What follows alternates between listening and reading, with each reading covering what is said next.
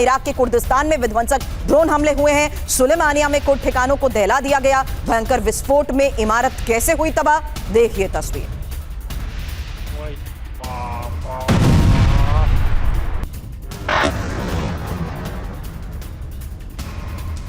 वह ईरान के हमलों से सुलेमानिया कैसे कांपा। अमेरिकी सैन्य ठिकानों को दहला दिया गया। अमेरिकी ठिकानों में भयंकर विस्फोट से मची तबाही की एक और तस्वीर देखिए। ईरान के सबरीन न्यूज का दावा।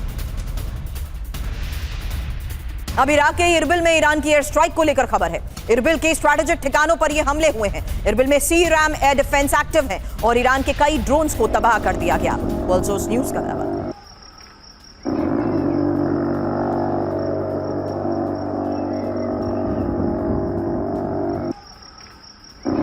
इराक में ही हमलों का एक और वीडियो देखिए, जहां पूरे कुर्दिस्तान में रात भर हमले होते रहे।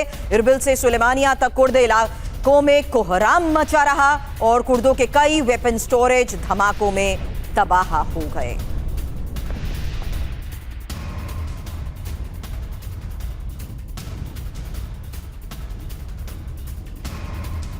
तो ईरान का हमला और कुर्दिस्तान कांपा। जहां इरबिल और सुलेमानिया में कुर्द ठिकानों को कैसे दहलाया गया, वही बड़ी खबर है और तस्वीरें भी आपके सामने। सुलेमानिया में कुर्दिश मुख्यालय पर ड्रोन स्ट्राइक। सुलेमानिया में ये अमेरिकी सैन्य ठिकानों पर ड्रोन हमले। इरबिल में 2 हफ्ते से अमेरिकी और कुर्द ठिकानों पर एयर स्ट्राइक और इरबिल में ही सी-रैम एयर डिफेंस सिस्टम भी एक्टिव। हालांकि कुर्दिस्तान के पहाड़ी इलाकों में कई वेपन स्टोरेज तबाह। यही ईरानी मीडिया की तरफ से बड़े दावे भी किए गए हैं। अब सुधाकर सर, सवाल ये सीमित स्ट्राइक तक हम अभी तक सवाल करते थे, अब ये टिट फॉर टैट तक सीमित नहीं रह गया सर?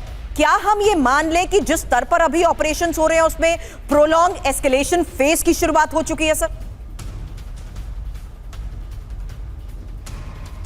बिल्कुल बिल्कुल सुरभि, 2-3 चीज़ों को मैं हाईलाइट करना चाहता हूं आपका सवाल को मद्देनजर रखते हुए।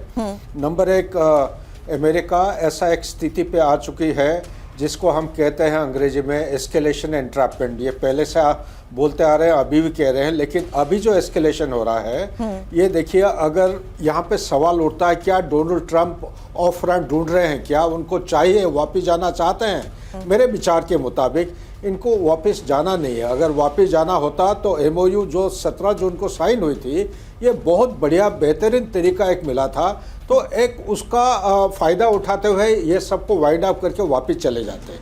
नंबर 1। नंबर 2, जब उनका स्टॉक पाइल, चलिए मेरे डिस्टिंग्विश को पैनलिस्ट साहब पांडे साहब तो कह रहे हैं 50% डाउन हुआ है, मेरे हिसाब के मुताबिक 29 to 33% तक आ चुका है, जबकि 65 to 75% स्टॉक पाइल के बिना कोई भी मिलिट्री फोर्स इस किस्म एक्सपेडिशनरी फोर्स जाके दूसरे देश के खिलाफ 11,000 किलोमीटर दूरी से हमला नहीं करता है।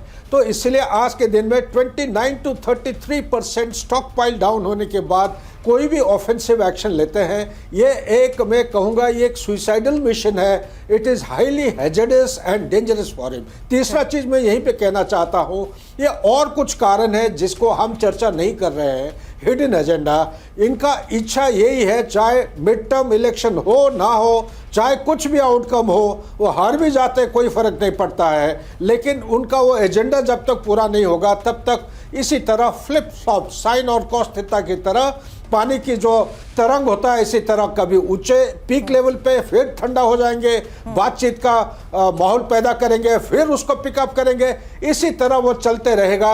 मुझे मेरे अंदाज के मुताबिक ये लड़ाई अभी समाप्त होने नहीं जा रहा है। It will Outlast his presidency, may be अगला प्रेसिडेंट का टेन्योर तक जाएगा। अंडरस्टूड सर, क्योंकि अब अमेरिका का अस्तित्व मिटा देने की चेतावनी भी दी जा चुकी है और अमेरिका के 250 साल के वर्चस्व को तबाह ईरान कर देगा। ये चेतावनी ईरान के सुप्रीम लीडर के सलाहकार मुखबिर की ये वार्निंग है। ना कोई कमांड बचेगा और ना लूटने को बाजार। ईरान की चेतावनी पर हॉर्मुज लेटर की ये रिपोर्ट। अब ईरान की अमेरिका तक हमले की चेतावनी भी है। दुश्मन की सभी ठिकानों को तबाह कर देंगे। ईरानी सुरक्षा समिति के सदस्य रेज़ई की ये वार्निंग है। फारस की खाड़ी तक सीमित नहीं रहेगा ईरानी हमला।